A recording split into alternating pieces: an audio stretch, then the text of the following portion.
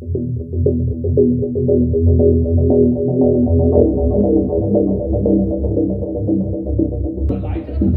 Komisi DPRD Batam Lik Hai menyayangkan adanya pemberitaan salah satu media online di Batam yang mencantumkan namanya tanpa melakukan konfirmasi terlebih dahulu. Saya sampaikan ke dia, silahkan menulis berita itu haknya, tapi jangan serat nama saya tanpa konfirmasi terlebih dahulu, ungkap Lik Hai saat konferensi pers didampingi kuasa hukumnya di ruangan Komisi DPRD Batam, Senin, 3 Juli 2023.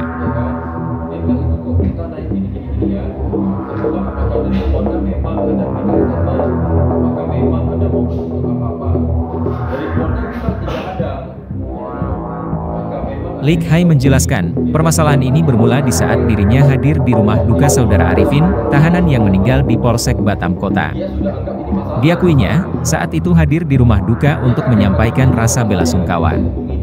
Kehadirannya di rumah duka juga bersama dengan Kapolsek Batam Kota beserta jajarannya, di mana saat itu juga hadir keluarga almarhum Arifin. Salah satu wartawan media online Batam menanyakan ke saya perihal meninggalnya Arifin. Saya jawab, kalau masalah itu silahkan konfirmasi ke Kapolsek.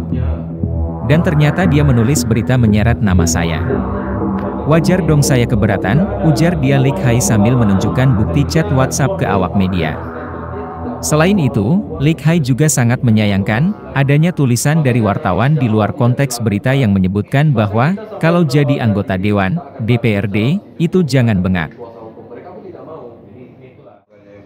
Sementara, kuasa hukum Lik Hai, Rudianto menyampaikan, pihaknya sangat menyayangkan tindakan salah satu wartawan media online tersebut. Pihaknya memberikan tenggat waktu 3x24 jam kepada yang bersangkutan untuk duduk bersama menyelesaikan secara kekeluargaan. Menurutnya, pemberitaan yang memuat nama narasumber tanpa konfirmasi bisa menimbulkan multitafsir di tengah masyarakat. Terlebih kasus yang diberikan tersebut sudah diklarifikasi oleh pihak kepolisian. Kami masih membuka diri untuk duduk secara kekeluargaan. Namun, kalau yang bersangkutan tidak memiliki itikat baik, maka kami akan mengambil langkah hukum. Baik secara pribadi maupun secara institusi, tegas Rudianto. Orang minta tolong, udah kita bantu, disalahkan pula. Lucu. Jadi saya juga tambah sedikit bahwa ini ada WA saya sama oknum wartawan itu ya. Ada WA saya lengkap, ini bisa dibaca semua. Apakah dengan dada ini membuktikan saya itu arogan atau marah-marah? Kalau ngomongan kuat, suara kuat, saya kira semua di sini saya 9 tahun semua teman-teman media tahu ngomongan saya memang kuat. Dan di sini saya sudah jelas-jelas saya minta mohon segera hapus. Jelas kan? Nama saya kan? Karena saya tidak mau diadu dombakan. Dan saya telepon dia. Jadi saya harapkan kalau urusan pribadi kita pribadi aja, jangan memprovokasi supaya kita berantuk sama lain. Dan ini ada terakhir itu, kalau memang saya salah, oke, nggak apa-apa. Tapi ini jangan membawa institusi saya, lembaga saya. Ini sudah jelas. Apa yang dia sampaikan, kalau jadi anggota Dewan DPRD, jangan bengak. Artinya yang diserang bukan hanya saya. Ini 50 Dewan semua terkena ini. Saya akan sampaikan ke Ketua DPRD, karena mereka juga sudah katanya sudah lapor ke Ketua DPRD. Saya akan laporkan ke Ketua DPRD dan laporkan ke BK dan ke bagian hukum. Apakah ini bisa kita laporkan atau kita mau laporkan, ya kan?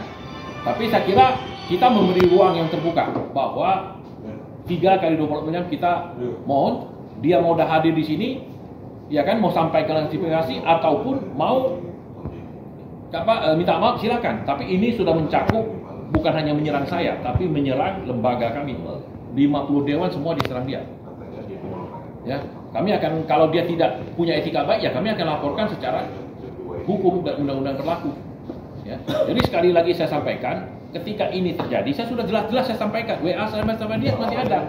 Selesaikan sama pihak keluarga sudah tidak keberatan. Sudah selesai semua. Kalau mau lebih jelas, ya kan, surat apa yang dia tandatangan kami tak tahu.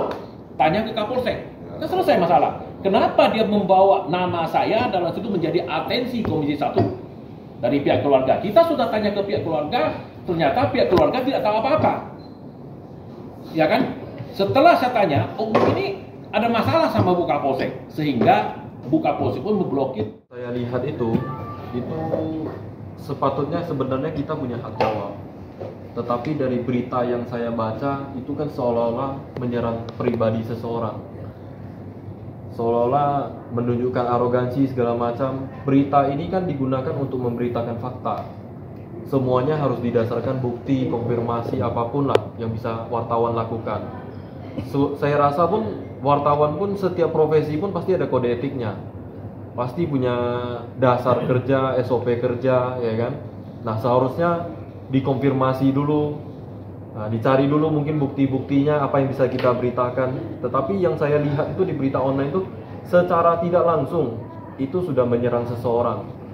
Terus apa hubungannya ada pihak-pihak yang menurut saya tidak punya kepentingan ikutan statement di berita tersebut? Itu apa kepentingan mereka, kan gitu? Berita ini untuk menyerang seseorang atau untuk memberitakan peristiwa yang terjadi di masyarakat? Kan kita harus membedakan. Nah, tapi kalau yang saya lihat itu ya saya baca itu murni semacam secara tidak langsung itu menyerang seseorang.